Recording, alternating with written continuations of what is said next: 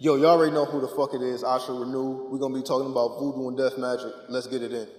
The study of death has been going on since the beginning of time because death has always been a part of life.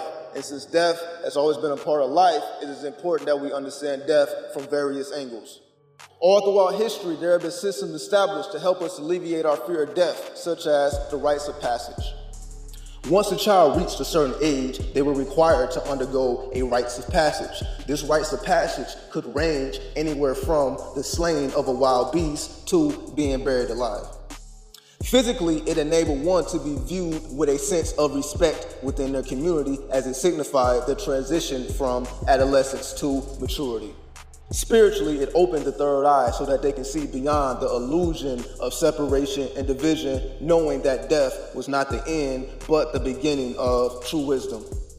In recent times, since such actions are not only unacceptable in society, they also are vastly misunderstood, thus have been abolished or abandoned completely. However, on an underground or street level, rites of passage systems can be found still intact, such as with gang and mafia members who take an oath of silence and shed blood in their initiation. The difference between society and the underworld is society has set in place avenues one can take to settle their discrepancies, such as in a court of law. Whereas the underworld, not having access to the courts due to most activities being illegal, have to deal with their issues in a direct and straightforward manner, if not handled properly, could lead to violence. So because society and the underworld coexist together and occupy the same space, these two contrasting ways of life sometimes clash, resulting in someone from the underworld going to jail or someone from the courts becoming corrupt. The end result makes it impossible to tell who's right and who's wrong as the lines become blurred the deeper we look into the two polarities, as they are both being true to who and what they are and must follow strict rules and regulations at all times. So when it comes to channeling the energy of death, one must be certain of where their spirit will go after their body dies and meditate and dream on this thought as much as possible, as it will help them accept their fate and ultimate destiny. Voodoo or black magic is the process of manipulating dark energy and dark matter within oneself to create and affect an objective reality. In ancient times, one would dream about various ways to die in order to conquer their fear of death. Although it was merely a dream and one didn't physically die, what was altered was their mindset, and that mindset was carried into physical reality, completely changing their views on death.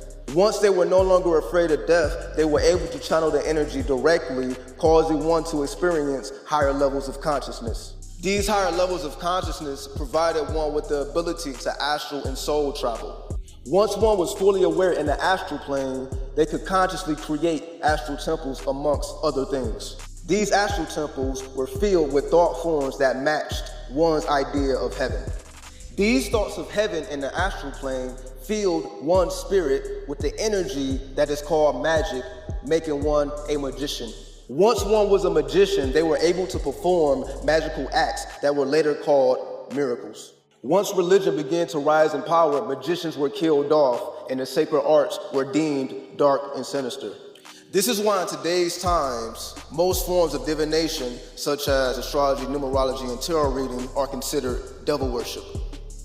This propaganda instilled fear in one's heart, making it almost impossible to grow spiritually in the truest sense of the word. So presently, there are many people who claim to be spiritual, yet retain a religious state of mind, making them no different than their religious counterparts. So in conclusion, since most systems have died out, the only way to reach these levels of spirituality is to initiate yourself, otherwise called self-initiation into the mysteries of darkness, or light, whatever the fuck you want to call it. To be a death chaser is the highest honor. To be someone who is constantly elevating spiritually and mentally while not having to die physically before their time. While we can't die before our time, we can stop ourselves spiritually if we focus on the wrong things.